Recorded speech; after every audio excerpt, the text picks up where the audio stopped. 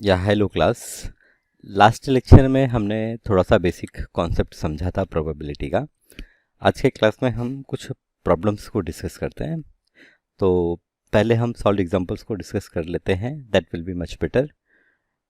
तो यहाँ पर पहला प्रॉब्लम आपके सामने है, find the probability of getting ahead when a coin is tossed one. एक कॉइन को आपने एक बार टॉस किया, तो what is the probability of getting head.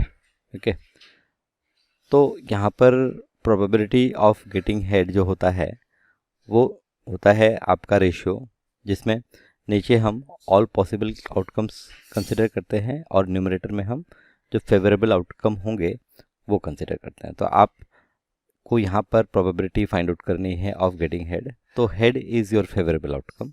तो एक कॉइन आपने एक बार टॉस किया तो हेड एक बार आ सकता है, एक आउटकम हेड, एक हेड आने का आउटकम एक ही होता है हेड, और पॉसिबल आउटकम दो होते हैं, हेड हो सकता है या टेल हो सकता है। तो यहाँ पर total number of possible outcome दो और आपका फेवरेबल आउटकम वन, तो 1/2 ये आपकी प्रोबेबिलिटी। ओके, यहाँ पर देखिए डिस्क्राइब किया हुआ है कि number of favourable outcome one है। फेवरेबल आउटकम क्या है? Getting a head. Possible outcomes क्या क्या हैं? हेड और tail. So in the random experiment of tossing a coin once, the total number of possible outcome is 2 which are head and tail, and the favorable outcome is head. So probability of getting head is number of favorable outcome divided by number of total possible outcome, that is 1/2। तो यहाँ पर problem में आपको formula लिखना है और formula लिखने के बाद में वैल्यूज सब्स्टिट्यूट करनी है।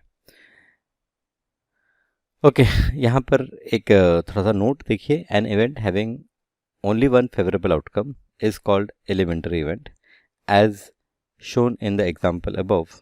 Similarly, event in the following examples are elementary. तो elementary event का मतलब होता है कि आपका जो favorable outcome होगा वो 1 होगा।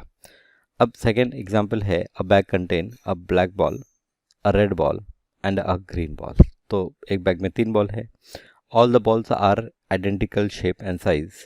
Mohit take out a ball from the bag without looking into it। What is the probability that the ball drawn is a red ball? तो आप देखिए 3 बॉल निकल सकते हैं, तो जो टोटल आउटकम होंगे वो 3 होंगे, लेकिन आपका जो फेवरेबल आउटकम है वो आपको सिर्फ रेड बॉल चाहिए। तो रेड बॉल चाहिए तो एक ही फेवरेबल आउटकम है, एक ही रेड बॉल है। तो यहाँ पर आपका जो probability of getting red ball होगा वो होगा 1/3। ठीक है, तो यहाँ पर the total possible outcome 3, number of favourable outcome that is getting a red is 1। So the probability of drawing a red ball will become number of favorable outcome divided by total number of outcome, that is 1/3। तो ये in detail describe किया है। आप इस तरह से short cut भी लिख सकते हैं, probability of red ball 1/3। Similarly, probability of black ball 1/3 and probability of green ball is also 1/3। तो आपका जो फेवरेबल आउटकम 1 है, इसलिए ये सारे इवेंट जो है वो एलिमेंट्री इवेंट है। ओके, फिर थर्ड क्वेश्चन है कि in a single throw of dice find the probability of getting a number greater than 2। So probability मुझे फाइंड आउट करना है getting a number greater than 2। Die को थ्रो किया, greater than 2 क्या क्या हो सकता है? 3 हो सकता है, 4 हो सकता है, 5 हो सकता है, 6 हो सकता है। 4 आउटकम हैं जो ग्रेटर देन 2 है और टोटल आउटकम जो है वो 6 है। तो यहाँ पर टोटल आउटकम 6 होंगे और फेवरेबल आउटकम 4 होंगे ग्रेटर देन 2। सो इसलिए हमारा जो probability of getting number greater than 2 है वो 4/6। इसी तरह से less than or equal to 2, so outcome 1 हो सकता है या 2 हो सकता है। इन दैट केस आपका जो probability of getting number less than or equal to 2 होगा 2/6। एंड लास्ट है नॉट ग्रेटर देन 2। तो नॉट ग्रेटर देन 2 2 से ज़्यादा नहीं होना चाहिए, फिर भी आपका आउटकम 1 और 2 होगा। तो यहाँ पर भी पॉसिबिलिटी आपकी 1/3 हो जाएगी। 2/6 is equal to 1/3। A single throw of dice getting a number less than or equal to 2 and getting a number not greater than 2 means the same। ठीक है, तो ये ध्यान रखिए, getting a number less than or equal to 2 and getting a number not greater than 2 एक ही बात है। ठीक है, तो इसका मतलब probability of getting a number less than or equal to 2 and probability of a number getting greater than 2 are going to be same। If the events of getting number greater than 2 is denoted by E, then the event of getting number not greater than 2 or number less than or equal to 2 is denoted by not E और E complement. Okay तो ये symbol है जो हम use करते हैं. Thus probability of E is probability of getting number greater than 2 is 2 by 3 and probability of E complement is probability of not E, that is probability of getting number not greater than 2 is going to be 1 by 3. तो आपका probability of ये formula आप ध्यान रखिए कि probability of an event and probability of complement of the event, ये दोनों का जो सम होता है वो 1 होता है. आपका एक इवेंट और एक कॉम्प्लीमेंट ऑफ द इवेंट. तो कॉम्प्लीमेंट ऑफ द इवेंट का मतलब हो गया कि वो इवेंट को छोड़कर बाकी, that is not E. Complement of मतलब not E. E and E not, E complement हम कह सकते हैं. So E and E not are called complementary events. So E का कॉम्प्लीमेंट्री ई नॉट है और ई नॉट का कॉम्प्लीमेंट्री इवेंट ई है. So that is for any event E, the event of not occurrence of E is called its complementary event and is denoted by E complement. Sum जो होगा दोनों का always 1 होगा. Now next question, fourth question है, from a well shuffled deck of 52 card, one card is drawn. Find the probability that the card drawn will be a face card and not be a face card. तो आप देखिए जो आपके 52 cards होते हैं, ये 52 cards को हम दो कलर में डिवाइड करते हैं, एक रेड एक ब्लैक. ओके अब रेड कार्ड ब्लैक कार्ड दोनों में सेम नंबर होते हैं, तो दोनों में आप देखेंगे आपको मिलेंगे 26 कार्ड. अब यहाँ पर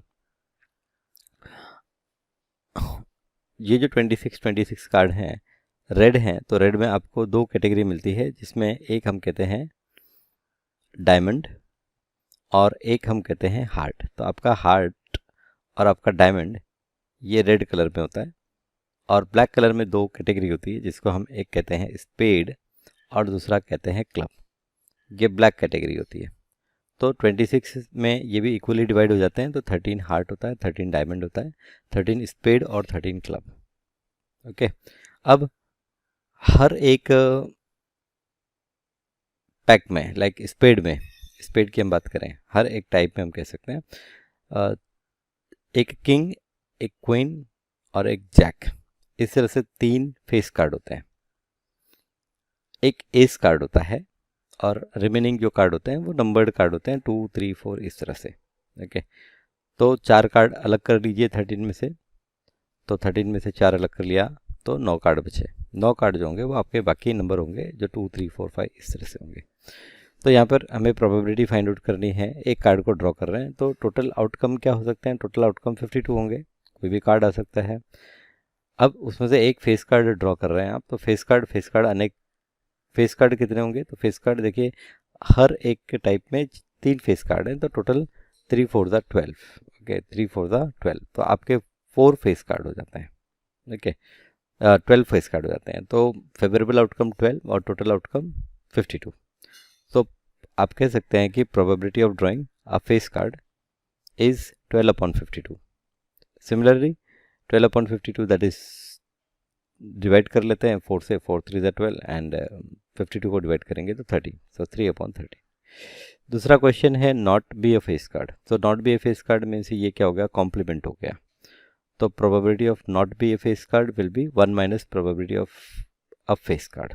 सो 1 माइनस 3/13 करेंगे तो 10/13. या फिर आप दूसरे तरीके से निकाल सकते हैं, number of non face card are how much? तो they are 40.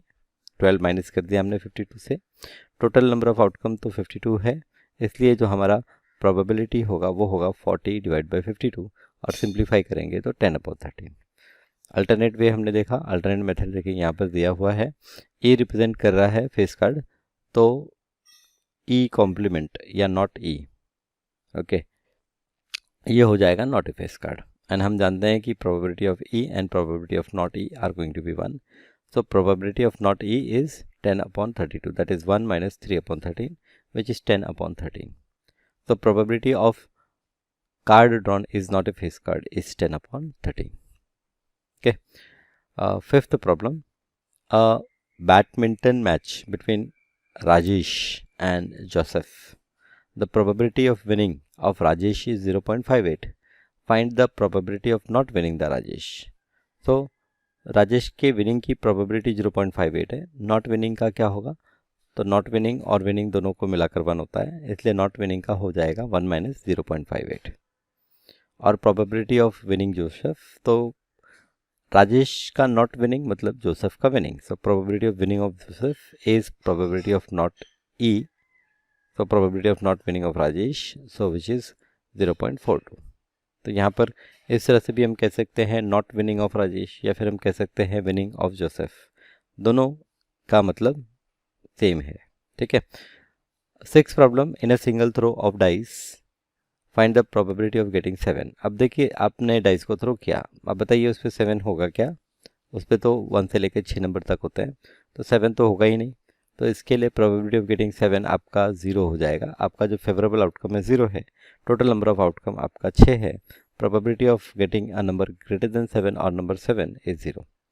Number less than 7, अब देखिए नंबर लेस देन 7 में 1 2 3 4 5 6 से सारे ही 6 नंबर आ जाते हैं जो डाइस के ऊपर होते हैं, इसलिए probability of getting a number less than 7 will be equal to 6/6 and 6/6 is going to be 1. तो यहाँ पर देखिए, यहाँ पर जब आपकी प्रोबेबिलिटी 0 आती है तो उसे हम कहते हैं इम्पॉसिबल इवेंट, और जब प्रोबेबिलिटी आपकी 1 आती है तो उसको हम कहते हैं श्योर इवेंट, क्योंकि 0 आ रही है मतलब वो तो पॉसिबल नहीं है, और 1 आ रही है मतलब सारी ही चीज़ें आ रही हैं तो वो 100% होना है, तो ये श्योर इवेंट होता है. तो प्रोबेबिलिटी 0 क्या इंडिकेट कर रहा है कि जो आपका इवेंट है वो इम्पॉसिबल इवेंट है, और प्रोबेबिलिटी 1 क्या इंडिकेट कर रहा है कि आपका जो इवेंट है वो सर्टेन इवेंट है या फिर श्योर इवेंट है. ठीक है. प्रोबेबिलिटी आप कभी भी किसी भी इवेंट की निकालेंगे तो वो ये इम्पॉसिबल और श्योर के बीच में ही आपको मिलेगा, या तो वो इम्पॉसिबल होगा या तो वो श्योर होगा. ठीक है. तो ये इस तरह से. अब आपका ये जो है, ये जो मैंने एग्जाम्पल्स डिस्कस किए हैं, ये मैंने सेलिना बुक से डिस्कस किए हैं. आप सेलिना बुक को देख सकते हैं, काफ़ी अच्छी बुक है. यहाँ पर एक्सरसाइज के प्रॉब्लम हैं, तो ये एक्सरसाइज के प्रॉब्लम हम डिस्कस नहीं कर रहे हैं. आपने अगर एग्जाम्पल्स को समझ लिया अच्छे से तो एक्सरसाइज भी आप बड़ी ही आसानी से कर सकते हैं. अब आगे कुछ और एग्जाम्पल्स पर भी डिस्कशन कर लेते हैं, चर्चा कर लेते हैं. जैसे 7th एग्जाम्पल है यहाँ पर, a dice is thrown once, find the probability of getting an odd number. आपने डाइस को थ्रो किया, डाई पे 1 2 3 4 5 6 ये नंबर होंगे, ऑड नंबर उस पर 1 होगा, 3 होगा और 5 होगा. तो आपका जो फेवरेबल आउटकम है वो 3 है, और टोटल नंबर ऑफ आउटकम जो है वो आपका 6 है. ठीक है. तो आपका probability of getting an odd number is what, 3/6, that is 1/2. इसी तरह से नंबर ग्रेटर देन 4 में बात करेंगे तो 5 और 6 ये आपका फेवरेबल आउटकम हो जाएगा, सो 2/6. और नंबर बिटवीन 2 एंड 6 की बात करेंगे तो 2 एंड 6 के बीच में 3 4 5 ये 3 नंबर आते हैं, तो 3/6 दैट इज़ 1/3. ये आपका हो जाएगा probability of getting a number between 2 and 6. Okay. अब कुछ इम्पोर्टेंट बातें. And tossing a coin once, आपका जो पॉसिबल आउटकम है वो हेड या टेल है, तो इसको हम कह सकते हैं कि पॉसिबल आउटकम जो है वो 2/1 है. अब कॉइन को अगर हम 2 बार टॉस करते हैं तो जो फेवरेबल आउटकम होंगे हमारे, टोटल आउटकम, सॉरी फेवरेबल नहीं, टोटल आउटकम की बात करें तो टोटल आउटकम होंगे 2/2, दैट इज़ 4. अब ये 4 आउटकम क्या होंगे, तो एक हेड आउटकम आपका होगा हेड हेड, मतलब आपका पहले टॉस पर हेड है, दूसरे टॉस पर भी हेड है. हेड टेल हो सकता है, टेल हेड हो सकता है, टेल टेल हो सकता है. तो ये आपके पॉसिबल आउटकम. ठीक है.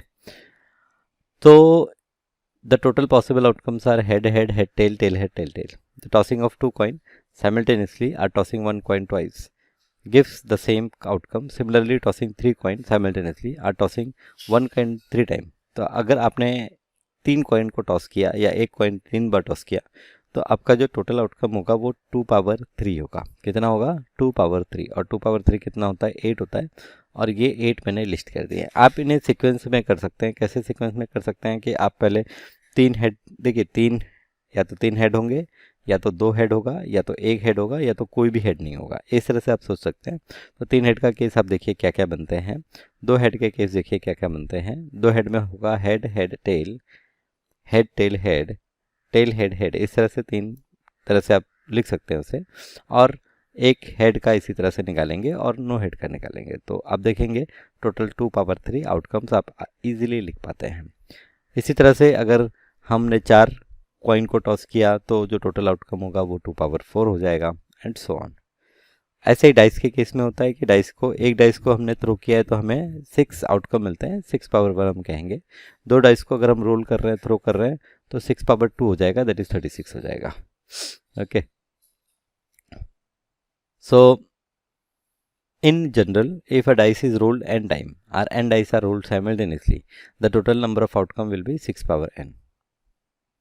ओके, तो ये हमें आउटकम देखिए, 2 डाइस को अगर हम थ्रो करते हैं तो ये इस तरह से 1 1 1 2 1 3, ये आपको इस तरह से टोटल 36 आउटकम मिलता है।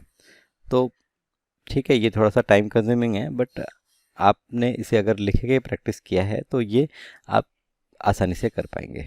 अब यहाँ पर प्रॉब्लम नंबर 8 है कि 2 डाइस को हमने थ्रो किया, प्रोबेबिलिटी फाइंड आउट करनी है कि both dice shows the same number. तो आप देखिए यहाँ पर सेम नंबर वाले आउटकम कितने हैं, टोटल आउटकम 36 हैं, बट सेम नंबर वाले कितने हैं, ये 1 1 है, ये 2 2, ये 3 3, 4 4, 5 5 और 6 6, तो टोटल 6 आउटकम आपके फेवरेबल आउटकम है, तो 6/12। ओके, फिर दूसरा इसी तरह से द फर्स्ट डाइस शोज 6, तो पहले डाइस पे 6 होना चाहिए, तो ये 1 2 3 4 5 और 6, अगेन 6/36। फिर तीसरा है a total sum on the dice is 9, अब सम 9 होना चाहिए। तो आप देखिए पहली लाइन में सम मैक्सिमम 7, दूसरे में 8 और तीसरे में मैक्सिमम 9 हुआ है। अब यहाँ तक तो 9 नहीं है, सम 9 है, तो 9 के लिए ये 3 6 कंसिडर कर लेंगे। फिर इसके बाद में 9 के लिए यहाँ पर 4 5 9 हो गया, 5 4 9 हो गया, 6 3 9 हो गया, तो 1 2 3 4 आउटकम है जो हमारे फेवरेबल आउटकम है। And the product of number on the dice is 8, तो प्रोडक्ट 8 कैसे होगा, 1 इंटू 8 हो सकता है, लेकिन 8 तो डाइस पे पॉसिबल नहीं है। फिर 2 इंटू 4 हो सकता है, तो 2 इंटू 4 पॉसिबल है, 4 इंटू 2 पॉसिबल है। ठीक है, तो 2 ही पॉसिबल आउटकम है, जिससे प्रोडक्ट हमारा कितना होगा, 8 होगा, तो 2/36। And total number on the dice is greater than 9, तो the total of the number more than 9, 10 हो सकता है, 11 हो सकता है, 12 हो सकता है। तो 10 के लिए क्या क्या पॉसिबिलिटी है, 4 6 पॉसिबिलिटी है, 5 5 पॉसिबिलिटी है, 6 4 पॉसिबिलिटी है, ये 10 के लिए। 11 के लिए पॉसिबिलिटी क्या है, 5 6 है, 6 5 है, और 12 के लिए पॉसिबिलिटी क्या है, तो 6 6 12 के लिए पॉसिबिलिटी है। सो यहाँ पर ये आपने कुछ और यहाँ पर एग्जाम्पल देख लिए। Okay, when both the dice shows the same number, when the first dice shows 6, when total sum is 9, when product is 8, and when the dice shows a number greater than 9, right? Okay, 9th example है कि a card is drawn from a pack of 100 card numbered 1 to 100. Find the probability of drawing a number which is a perfect square. एक card को हमने draw किया, okay, 100 card में से एक card draw कर लिया, नंबर आपका परफेक्ट स्क्वायर होना चाहिए। तो परफेक्ट स्क्वायर देखिए, टोटल आउटकम आपके 100 हो गए, और फेवरेबल आउटकम में आपका 1 आ जाएगा, फिर 4 आ जाएगा, फिर 9 आ जाएगा। इस तरह से टोटल 10 आउटकम होंगे जो आपके फेवरेबल होंगे, 1 4 9 16 25 36 49 64 81 and 100। So 10 outcomes are your favourable outcome, तो रिक्वायर्ड प्रोबेबिलिटी जो होगी वो आपकी होगी 10/100, 1/10। ओके, नेक्स्ट प्रॉब्लम पे जाते हैं। 3 cards, 3 identical coins are tossed together. What is the probability of obtaining all heads, exactly 2 heads, exactly 1 head, at least 1 head, at least 2 head and all tail? तो 3 coin को जब हम toss करेंगे तो पहले तो फेवरेबल आउटकम आप लिख लीजिए, क्योंकि फेवरेबल आउटकम लिखने से आप बाकी चीज़ें कर सकते हैं। अब ऑल हेड की बात हो गई तो एक आपका फेवरेबल आउटकम होगा, टोटल आउटकम लिख लीजिए, फिर उसके बाद में फेवरेबल आउटकम, तो ऑल हेड के लिए एक फेवरेबल आउटकम, एग्जैक्टली 2 हेड, तो ये एग्जैक्टली 2 हेड का केस है, 3 फेवरेबल आउटकम, एग्जैक्टली 1 हेड, उसमें भी आपको 3 आउटकम मिलते हैं, एटलीस्ट 1 हेड, तो एटलीस्ट 1 हेड मतलब एक हेड कम से कम, तो एक हेड कम से कम, तो एक हेड का केस, 2 हेड का केस और 3 हेड का केस, तीनों हम ऐड करेंगे, तो वो आपका एटलीस्ट 1 हेड होगा। तो एटलीस्ट 1 हेड में आपको 7 आउटकम मिलते हैं। एटलीस्ट 2 हेड की अगर हम बात करेंगे तो 2 हेड में आपको यहाँ पर एटलीस्ट 2 हेड, तो 2 हेड या 3 हेड, तो 4 आउटकम मिलते हैं। एंड ऑल टेल की बात करेंगे तो ऑल टेल आपको एक आउटकम मिलता है, फेवरेबल आउटकम। तो आपको एक बार फेवरेबल आउटकम पता है, आपको टोटल आउटकम पता है, आपको प्रोबेबिलिटी पता चल जाएगी। तो देखिए बहुत ही सुंदर तरीके से, ब्यूटीफुल तरीके से इन्होंने आंसर को रिप्रेजेंट किया है। आपसे भी उम्मीद ऐसी ही है, आशा ऐसी ही है कि आप भी इसी तरह से आपके आंसर्स को रिप्रेजेंट करेंगे। ठीक है, फिर आगे बढ़ते हैं। Two dice are rolled simultaneously, find the probability of obtaining a total of at least 9। At least 9 का मतलब हो गया 9 हो सकता है, 10 हो सकता है, 11 हो सकता है, 12 हो सकता है। Getting a multiple of 2 on one die and a multiple of 3 on the other die. तो पहले वाले पे मल्टीपल ऑफ 2 मतलब 2, 4, 6 हो सकता है, दूसरे वाले पर 3 का मल्टीपल 3 और 6 हो सकता है। इसी तरह से आप getting a multiple of 2 on one die, इसी तरह से पहले डाई पर 3 का मल्टीपल हो सकता है 3, 6, दूसरे पे 2 का मल्टीपल हो सकता है। तो यहाँ पर ऐसा कुछ नहीं बोला है कि पहले पे आपका 2 का मल्टीपल चाहिए, दूसरे पे 3 का। उन्होंने बोला है कि एक पे 2 का मल्टीपल होगा, दूसरे पे 3 का। तो इस तरह से हम सारे फेवरेबल आउटकम को ढूंढ निकालेंगे। फिर तीसरा है getting a multiple of 3 as a sum, getting a multiple of 3 as a sum. Sum आपका 3 का मल्टीपल होना चाहिए। तो टोटल मैक्सिमम सम 12 तक होता है, तो 3 का मल्टीपल में 3, 6, 9 और 12। सम के लिए क्या क्या हमारे आउटकम हो सकते हैं वो सब हम फाइंड आउट करेंगे और फिर हम प्रोबेबिलिटी को मेंशन करेंगे। ओके, तो ये थे सारे प्रॉब्लम्स। ओके, एग्जांपल्स के प्रॉब्लम हमने देखे हैं। एक्सरसाइज में आप देखेंगे तो कुछ इस तरह के ही सिमिलर टाइप के प्रॉब्लम आपको मिल जाएंगे। तो यहाँ पर ये एक्सरसाइज हम नहीं सॉल्व कर रहे हैं, ये examples they are self sufficient. और देखिए कहीं कहीं पर कोई कोई प्रॉब्लम जो थोड़ा सा डिफ़िकल्ट है वो आपके एक्सरसाइज में उन्होंने हिंट के साथ दिया हुआ है। तो that hint will help you to understand कि प्रॉब्लम क्या है, कैसे उसे अचीव कर सकते हैं। तो आई होप आपको प्रोबेबिलिटी काफ़ी अच्छे से समझ में आया होगा इस चैप्टर में। ठीक है, ये तो बहुत बेसिक है प्रोबेबिलिटी का। आप समझिए कि ये प्रोबेबिलिटी एक काफ़ी वास्ट टॉपिक है जो आप कॉलेज तक सीखते रहेंगे। ओके, तो ये आपका हम कह सकते हैं पहला स्टेप है प्रोबेबिलिटी में। अच्छे से हर टर्म को समझिए। ओके, तो यहाँ पर आप अच्छे से समझेंगे तो आपको आगे भी चीज़ें अच्छे से समझ में आएंगी। Thank you for being with me in this class. I will see you in the next class with a new topic, or maybe we will discuss some exercise problems from some other books. Okay, thank you.